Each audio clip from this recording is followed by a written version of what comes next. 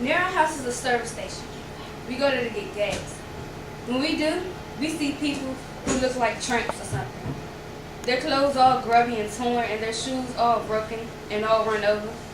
They hang around the place and ask people for money. At first, I was scared of them because they were weird, and I used to scoot down in the seat of our car so they wouldn't see me. But then, my dad said that there wasn't anything to be afraid of. He said that they were homeless people with no place to go. He said that I shouldn't be afraid of them because Instead, I should feel sorry for them because they are poor and on the streets without a roof over their heads. He said I should understand that not all people live like we do. And a lot of people in the world are hungry and cold, and that every day for them is a hard time. When we go to the service station now, I don't hide anymore. Instead, I smile at the people and they smile back. And once in a while, Daddy gives me money to give them. Now, instead of being afraid, I'm just lucky. I just think about how lucky I am. How could they do it? How could they schedule a test this week of all weeks? I mean, it's a new TV lineup. I just don't understand why they have to decide the school should start every year. Just as all the new TV shows are starting up as well. Don't the teachers want to watch all new TV shows too? Do you believe there are kids whose parents won't let them watch TV? How can you live and not watch TV? Don't people realize that TV is measured? You can go anywhere you want inside a TV screen. It can be the jungles of Africa with Tarzan. It can be the Wild Wild West. Whoa. You could be trapped in a submarine with only minutes left of air, fighting in the trenches along with your buddies. And the best thing of all, no one gets hurt. It's all safe. They're all just having fun inside the little box, and they get paid for it too. Someday I want to be inside the little box, having fun, getting paid.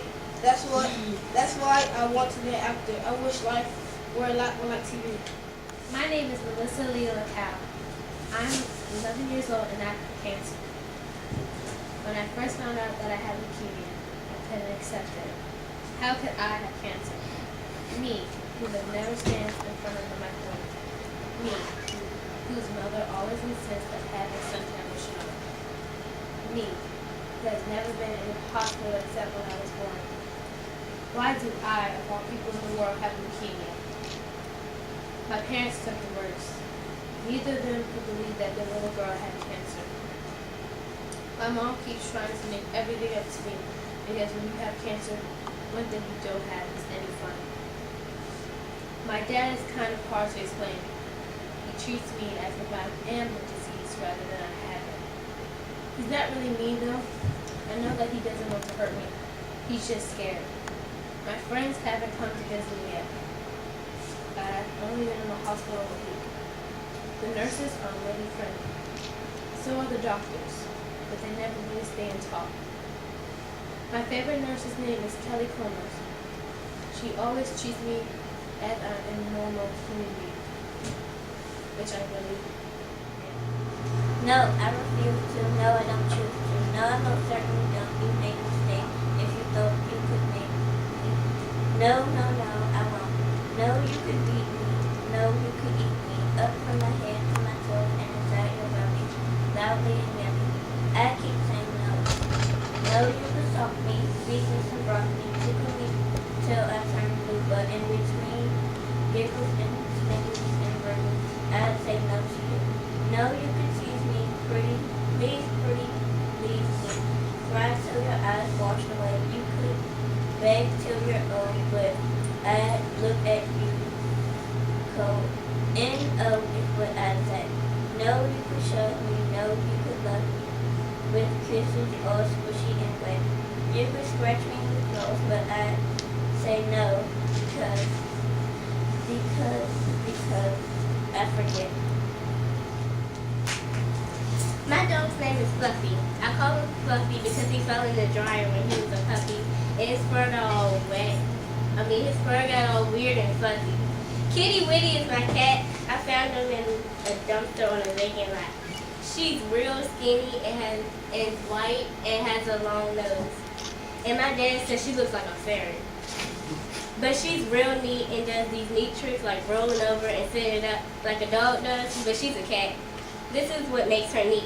I have a bird too, named Pepper. We keep him in a cage in our den.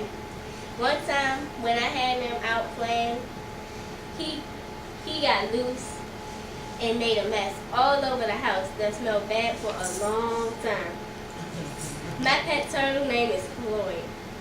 I named him after my favorite uncle, who kind of looks like a turtle himself. We got him at a 5 and dime store. He stays in a plastic bowl, and we keep him in the kitchen window. He loves the sun and stretches his neck and legs way out just like he's sunbathing.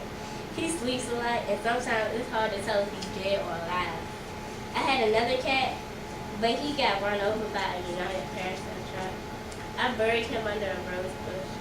That's the only trouble with pets. You get to like them a lot, and when something goes wrong, they die. It happens, and it makes you real sad. My friends, we meet here today at a time where we find ourselves at a crossroad in America's history. You hear people say that we finally arrived at a moment where something must change. During those moments in history where it looked like we might give up hope or settle for less, there have always been Americans who refused, who said, we're going to keep on dreaming, and we're going to keep on building, and we're going to keep on marching, and we're going to keep on working, because this is who we are. Because we've always fought to bring all of our people under the blanket of the American dream. And I think that we face one of those moments today, ladies and gentlemen. This is our time, and our time to make a mark on history. Our time to write a new chapter in the American story. And then someday, we can look back at the 21st century and we can say, this is the time when America renewed its purpose. We can say that this was the time America renewed its purpose. We can say that this was a time when America learned to dream again.